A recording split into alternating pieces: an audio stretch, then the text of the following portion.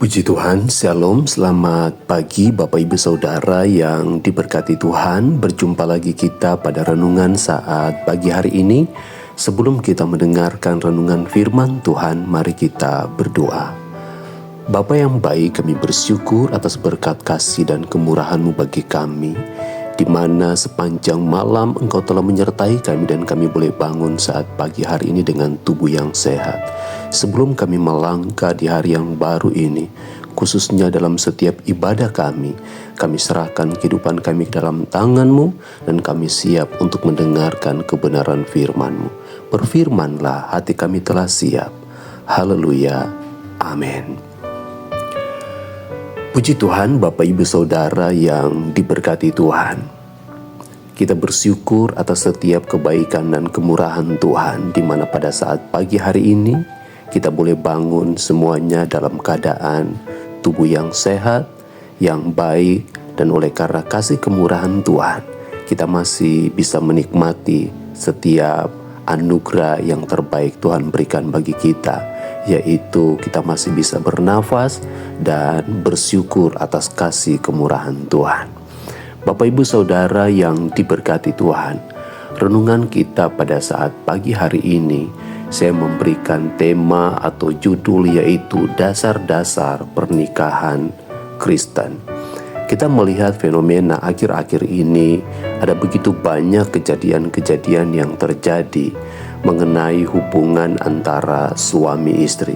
Pada renungan-renungan saya yang sebelumnya, saya sudah pernah menyampaikan tentang apa peran daripada suami dan istri, anak kepada orang tua kepada anak. Tapi pada saat pagi hari ini saya rindu kembali untuk menyampaikan dasar-dasar pernikahan keluarga Kristen, agar kita melihat bahwa situasi saat ini iblis sedang berusaha untuk menghancurkan rumah tangga Kristen, keluarga Kristen yang diberkati oleh Tuhan. Kalau kita melihat hari-hari ini ada begitu banyak peristiwa yang terjadi, seperti suami membunuh istri, istri membunuh suami, orang tua membunuh anak, anak membunuh orang tua, bahkan masih banyak kejahatan-kejahatan yang lainnya terjadi. Nah, mari kita pahami baik bagaimana dasar-dasar kekristenan atau dasar-dasar pernikahan Kristen itu yang sesungguhnya. Yang pertama, kita melihat di dalam Kejadian pasal 2 ayat 18, firman Tuhan berkata, Tuhan Allah berfirman, tidak baik kalau manusia itu seorang diri saja. Aku akan menjadikan penolong baginya yang sepadan dengan dia. Bapak Ibu Saudara yang diberkati Tuhan, ayat firman Tuhan ini dengan jelas berkata, tidak baik kalau manusia itu seorang diri saja. Aku akan menjadikan penolong baginya yang sepadan dengan dia. Pernikahan Kristen, dasar pernikahan Kristen yang pertama adalah anugerah yang dianugerahkan oleh Allah atau pemberian Allah kepada makhluk ciptaannya yang bernama manusia. Diciptakan dan diberikan oleh Allah manusia, laki-laki dan perempuan, dan itu dipandang sangat baik oleh Allah. Tidak baik, kata firman Tuhan, manusia itu seorang diri saja, maka Allah menciptakan atau menjadikan seorang penolong bagi dia. Bapak Ibu Saudara yang diberkati Tuhan, ayat firman Tuhan ini mengingatkan kepada saya dan saudara bahwa pernikahan itu adalah anugerah, pemberian yang diciptakan oleh Allah, yang tidak boleh dihancurkan, yang tidak boleh dibiarkan begitu saja atau dijalankan tanpa tanggung jawab atau dikerjakan hanya dengan dasar harta materi dan lain-lain sebagainya.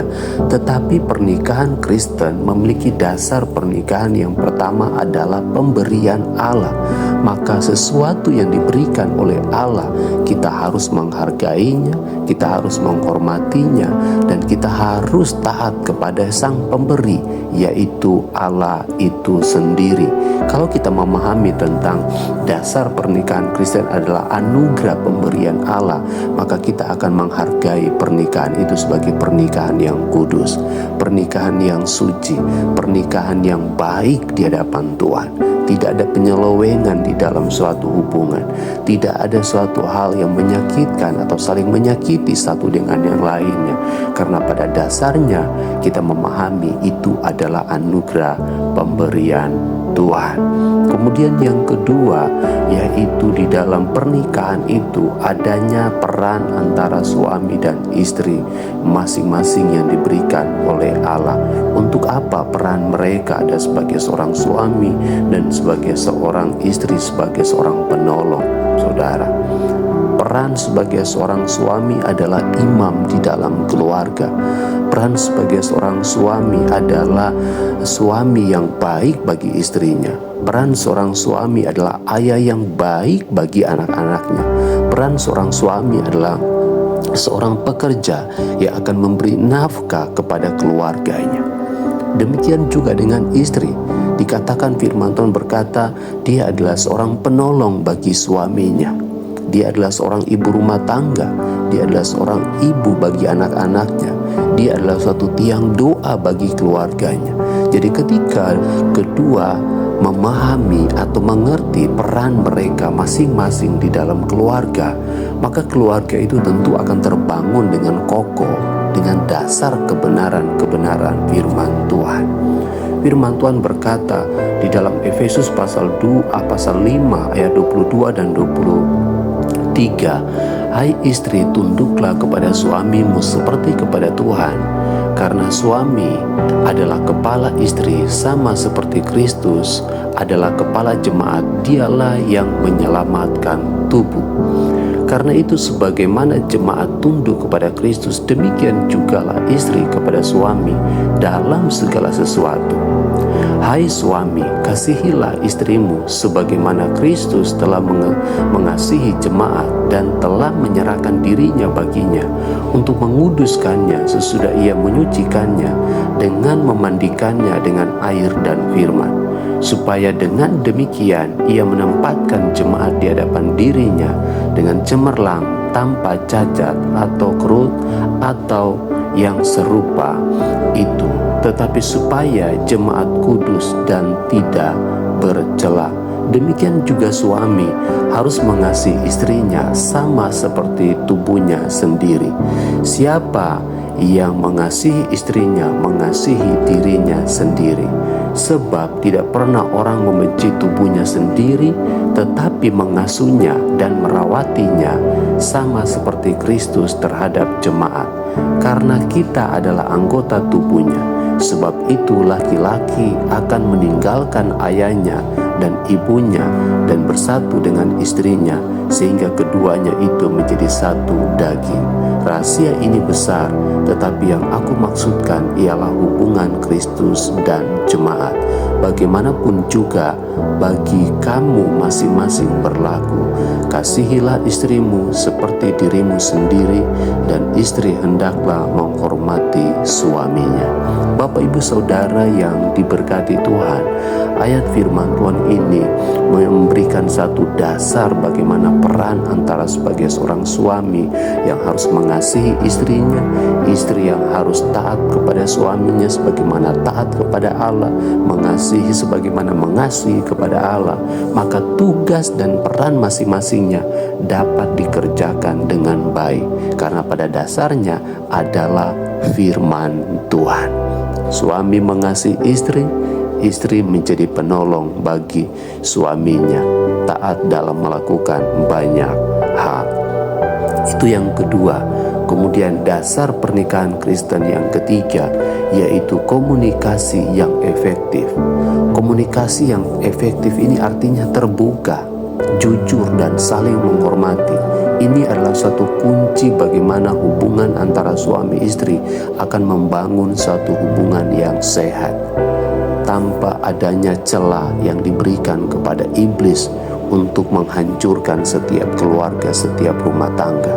Kalau kita melihat beberapa hari kemarin, bagaimana ada satu peristiwa seorang istri yang sedang bernyanyi lagu rohani, karaoke lagu rohani, kemudian sang seorang suami datang kemudian di depan orang banyak atau melalui media sosial yang ditonton oleh orang banyak, dengan tidak sungkan-sungkan kemudian mengakhiri hidup daripada seorang istrinya. Nah, bagaimana peran daripada seorang suami yang seharusnya mengasihi istrinya dengan memperlakukan istrinya demikian?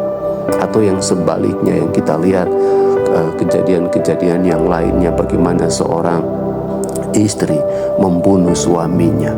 Bapak Ibu Saudara yang diberkati Tuhan, mari pada saat pagi hari ini saya ingin mengatakan bahwa pahami benar dasar-dasar sebuah pernikahan Kristen.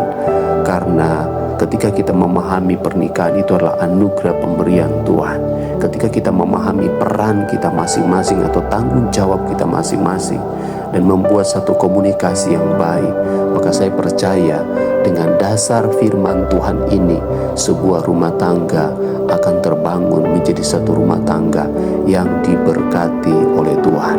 Satu rumah tangga yang harmonis, satu rumah tangga yang akan melihat setiap pertolongan daripada Tuhan. Bapak Ibu Saudara yang dikasihi Tuhan, memang secara manusia kita mungkin mengalami ada begitu banyak tantangan, ada begitu banyak pergumulan di dalam hubungan keluarga.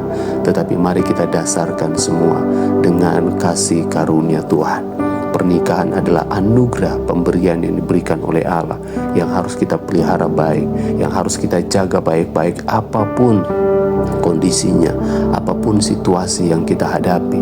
Mari kita berdoa, minta kekuatan daripada Tuhan. Doakan suamimu, doakan istrimu, doakan anak-anakmu, doakan orang tuamu. Percayalah bahwa Tuhan adalah penolong bagi saya dan saudara.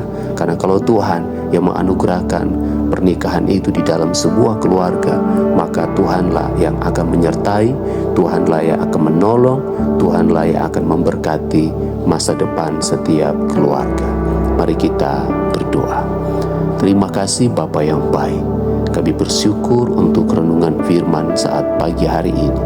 Kami diingatkan kembali untuk kami memiliki dasar-dasar pernikahan Kristen yang sesungguhnya dalam kehidupan kami, bahwa pernikahan itu adalah anugerah pemberian daripadamu yang Engkau anugerahkan, yang harus kami jaga, yang harus kami pelihara, yang harus kami hormati, yang harus kami kerjakan sesuai dengan tanggung jawab kami masing-masing, sesuai dengan peran kami masing-masing, dan membangun komunikasi antara suami istri, amat terlebih komunikasi kepada Engkau yang memberikan anugerah ini kepada kami, agar kami dapat mengerjakannya, kami dapat menjalankannya sesuai dengan fungsi kami masing-masing.